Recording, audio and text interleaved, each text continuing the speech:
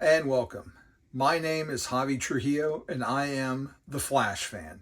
And you're watching episode 4 of Up to Speed with Wally West, a Flash podcast. So it's been about 2 months since I made one of these. It's October 11th right now.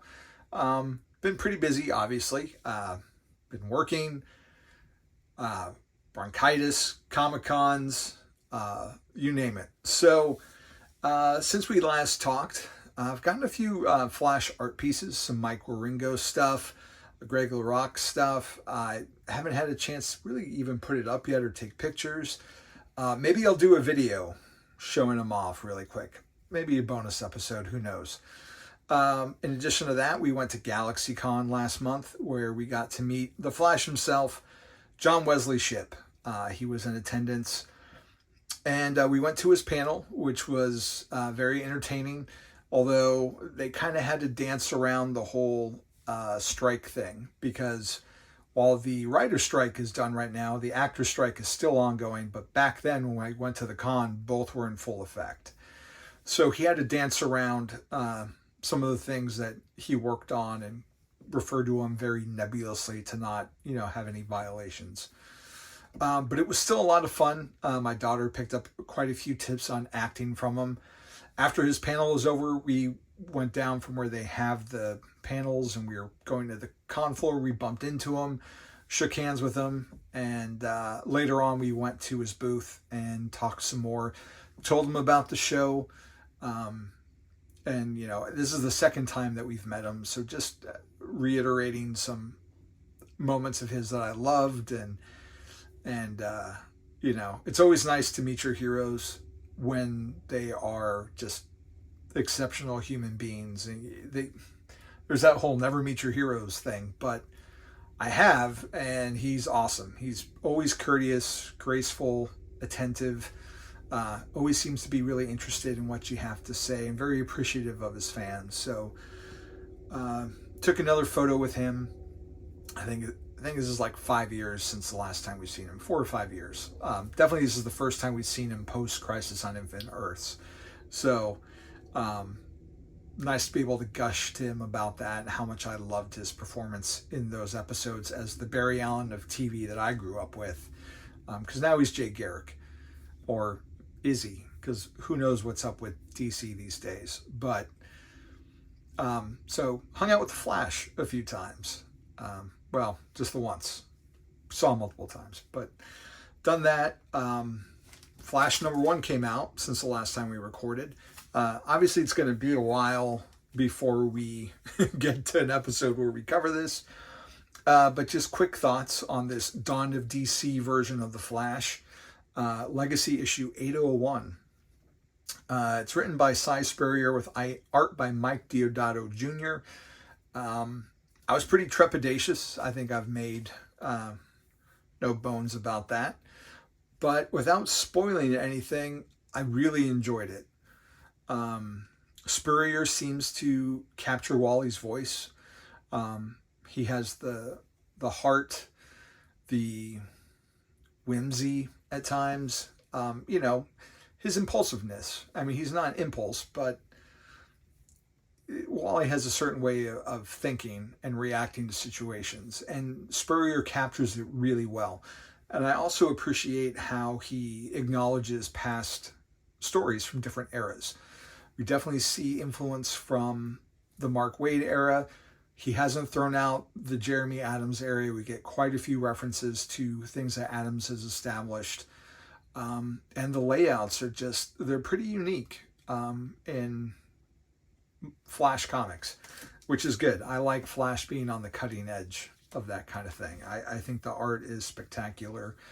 And we've got a new threat that Wally's facing. So my only hesitation comes in the fact that there's some inter-character drama, which always makes me nervous because I want my heroes to be happy at some point. Like, I know we have the drama and the tension to keep you coming back, but I like seeing happy Wally and happy Linda together, and there's a little bit of tension for various reasons, and they're understandable reasons, and they're building off of the last story arc. So when you do these like character reboots, there tends to be a let's throw the baby out with the bathwater and start from scratch a lot of times. But this, while it does feel like it's, a new era, in a different direction for the title as we get into cosmic horror, which doesn't sound very flashy, but it's definitely picking up right where it's taking the baton right where Adams handed it off, with Linda and the new baby and Wally and the kids and how that makes her feel. So I'm getting too far into it. But if you haven't picked it up yet, just the regular cover's $5. It is oversized. It's not your traditional 22-page comic, but I highly recommend it. But that's not why we're here to talk today. We're here to get you up to speed on Wally West. So we are going to get you into some flashbacks here about the Flash number 4. According to DC Universe Infinite, copyright Ryan Lauer, it was released July 22nd, 1987. Credits are as follows: Mike Barron, writer; Jackson Geist, penciler; Larry Malstead, inker; Steve Haney, letterer; Carl Gafford, colorist; Mike Gold, editor; and, of course, Wally West, created by John Broome and Carmine Infantino. So, getting you up to speed, this issue is called Kill the Kilgore. So we open with Wally, Dr. Tina McGee, and the suspected clone of Dr. Schmitz on the way to Salt Lake City to confer with national security about the Kilgore crisis. Wally theorizes that the Kilgore is like an electrical virus that is living off live current. He thinks that if we can shut down all power, it might drive it out, which is a tall order. Because, I don't know about you, but what would I do without electricity and the internet and my phone and computer screens and TV and streaming? At the meeting, President Reagan joins via teleconference. Yes, Reagan made somewhat frequent appearances in both Marvel and DC during his presidency. Besides The Dark Knight Returns, we'll mention the Marvelous competition. He was in Captain America where he got turned into a snake. I think Reagan, there's a cover of him turning over office to Superman, or some president. Maybe it was Clinton. Either way, Reagan's all over comics in the 80s. The meeting gets interrupted by a cartoonish avatar of the Kilgore who isn't happy with people plotting behind his back, so he attempts to kill everyone. Like you do. It appears that the power gets drained, allowing most everyone to escape. A couple people die. Wally tells Tina about Dr. Schmitz, getting interrupted by Mr. Kelly, who asks if there is any way they can fight this thing. Wally thinks that Cyborg can help, and he'll run to New York to recruit him. Before he goes, Wally and Tina kiss. Now, all right, it's here that we find out that Tina is still married, but she hasn't lived with her husband in a year, and she says that it's over. Okay, she's also 32, making her 12 years older than the recently turned 20 years old Wally West, right? And he doesn't know what's right anymore, only that he wants her. Hormones. Anyways, Wally reaches New York, only to find the lights out. Looting's rampant, causing Flash to stop a crime or two along the way to Titan's tower. Cyborg has thought up a plan, though. He posits that they need to scare the Kilgore out of the grid by getting the whole world, yes, the whole world, to simultaneously shut down all power systems. Not an easy task during the Cold War. Cyborg spreads the word to the world's governments while Wally takes a nap for 12 hours, thinking only of Tina McGee. Once he's recovered, the Flash and Cyborg head to Utah. Kilgore has gone dormant, which Cyborg thinks may be a state of shock from absorbing too much information. They arrive at the Silver Dome Kilgore left behind, lift it up, and enter. So they see like this trippy interior once inside, complete with a cloning chamber and other high-tech equipment. Wally thinks he has an idea where this is all leading and tells Mr. Kelly to not let anyone in, as it's a grave threat to national security and a danger of infection. When Mr. Kelly asks what kind of infection, Wally looks off and says, communist propaganda. Again, welcome to the 80s. And ignore that doorbell if you heard it. So sorry, I didn't even see anyone walk by. Wally and Tina presumably hook up again as they ready the plan for tomorrow. In the morning, the team holds a final briefing as they move out into the desert. Cyborg quietly tells Flash that Dr. Schmitz has about as much metal in him as Vic does. Deep in the desert, Cyborg coordinates global power shutdown, and Dr. Schmitz begins to feel faint. As the world begins to shut down, the not-so-good doctor becomes agitated and makes a break for it, commandeering a nearby car to make a getaway. The Flash thinks the Kilgore has prepared Schmitz to receive its mind in case it was forced out of the system. Must stop Schmitz from reaching the building. And since this is the Flash, Wally's able to reach the car with ease, pulling Schmitz out. The doppelganger clocks Flash and attempts to run away again, stopping only to turn around and see what's coming for him. Now, for lack of a better term, it's a giant mechanical snake. Snakes. Why did it have to be snakes? And it seems to be growing in length as it tries to reach the ersatz Schmitz. The Flash scoops him up and runs off with him, trying to keep Robo Schmitz out of reach. The Kilgore snake keeps coming though, and Wally tightens his aura to exclude Schmitz, causing the friction heat to burn off all his clothes and skin, revealing the imperfect monster beneath. It's a pretty awesome moment. We've seen Wally, like, his clothes get shredded before. We've seen it in other Flash live action media where he's trying to figure it out and why he needs a red suit because his clothes burn up. Picture that, but it's a person burning up. Except it's not a person, it's a robot. Robot. Wally's really feeling the burn, and in a last-ditch effort, tosses the Schmitz thing ahead of him as the Kilgore shudders to a stop, defeated. It just feels epic, and Wally rests atop of it, marveling to himself how he outraced it. It looks awesome. It's just this long snake body. Wally's just tired as all get out, sitting atop. Really well done by Baron. So things wrap up fairly quickly with the Titans and the National Security divvying up Kilgore's remains, and Tina telling Wally that she won't go to New York with him until she talks to her husband Jerry first to wrap things up between them. So Wally seems optimistic as the story concludes with a box that reads, next month, Speed McGee.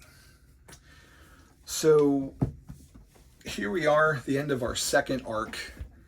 I like this one better than the first arc. This is what, for this series at least, this is Wally's first original villain to him, and it's a pretty unique story. If you compare it to just other Flash comics, like, we haven't seen a Flash comic like this ever at this point. The letter column, we'll go into that really quick. I bring it up because the letter column is pretty much just people responding to ashcan editions that they got of the first issue. They didn't actually buy these off the shelf. DC sent them to them for, like, review purposes to get feedback to have a letters page. And a lot of it's very positive in how they like this more grounded, down-to-earth Wally. The editors don't even make comments. They just kind of print the letters in this one. They don't really provide any feedback. And it's this tone that they talk about that I think really works for this, because we're at this point, with Barry having died in the Crisis, we were kind of used to, Barry fighting talking gorillas and going to the 30th century or the 64th century, and maybe weird aliens coming every now and then. And then, of course, the Rogues Gallery. And it all felt very sci-fi, even though it was 20th century Earth. And granted, it kind of fluctuates back and forth. We do get some more grounded elements towards the end.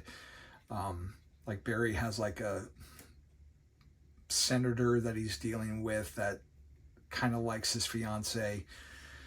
But for the most part, like, it's not your typical what you see in the Flash, that Flash was just different than what we're getting here.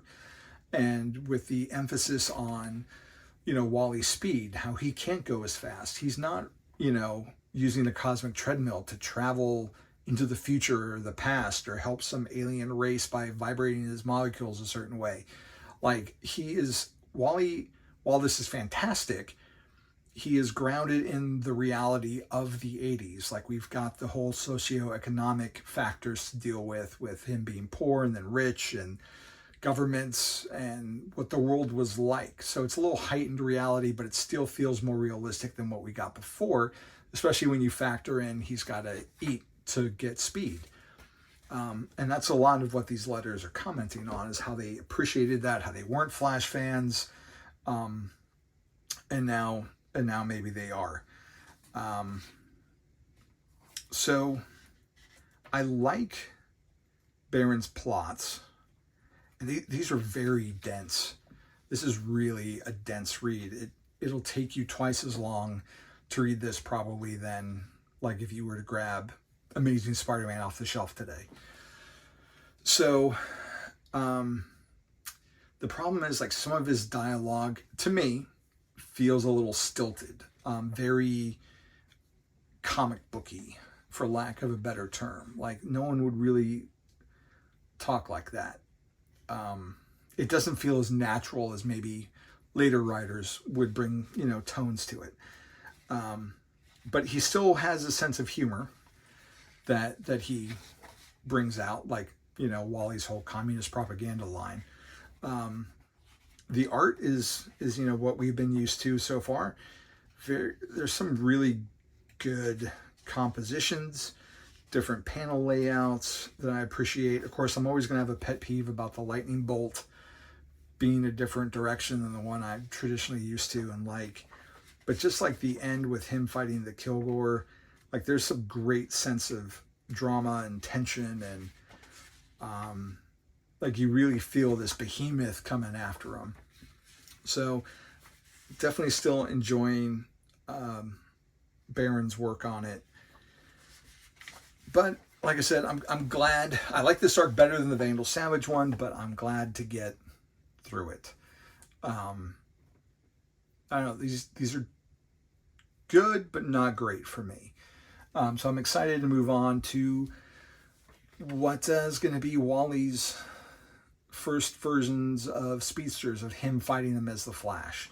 So with that in mind, the letterbox, the next issue box at the end of the letter column, this month, the response to our new Flash series has been so phenomenal that we've just scheduled the first Flash annual for release this very month. Months before Flash is even half a year old, join Mike, Jackson, and Larry for a rather unique event in Wally West's life, in which his quest for that 1 extra mile per hour takes him to Asia and to a power the likes of which he'd never imagined. And next month, Wally must face his father, his girlfriend, her estranged husband, and the speed demon. And you think you've had your bad days. See you next month. So it is pretty unusual that issue 4 comes out the same month as the first annual, instead of like waiting a year and then having an annual. I think the first Amazing Spider-Man annual came out after like Amazing Spider-Man 16 or 15. So, and from my recollection, it doesn't quite fit in between issue 4 and 5. We'll get into that next episode, because we'll cover that next because it came out next, and then we'll go into issue 5. I'm excited to get into Speed Demon and some other speedsters that come out of that. And what's really impressive, though, while these aren't my favorite stories, they laid the groundwork for easily the first 50 issues of this title. And not only that, but some of these characters go on. Like, obviously, I mentioned last time that Kilgore was in the Flash TV show.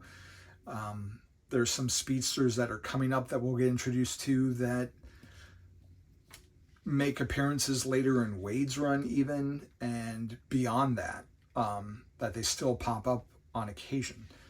So there's a lot of hard work that Baron put into making this different and to try and get new readers in, and I appreciate that. But this is the story of a young man trying to deal with things and being 20 and figuring his way and learning how to become a hero. And it's a slow process. And we're going to see that journey. But yeah, so final thoughts on issue 4. Good, but not my favorite. Like I said, I appreciate what it does and where the story eventually goes.